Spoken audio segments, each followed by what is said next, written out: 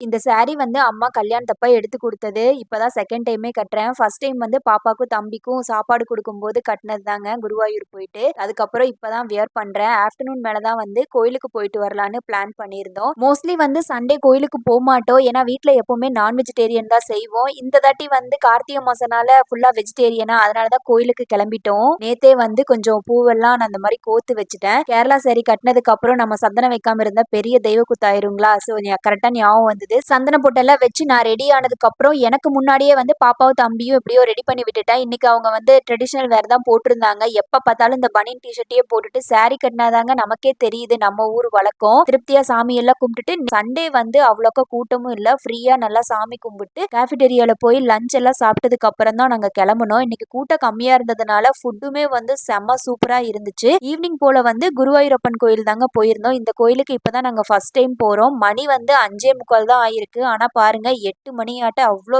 இருட்டா இருக்கு. அங்கேயுமே வந்து கூட்டம் கம்மியா தான் இருந்துச்சு. அங்கேயும் திருப்தியா சாமி எல்லாம் கும்பிட்டுட்டு வீட்டுக்கு வந்துட்டோம்.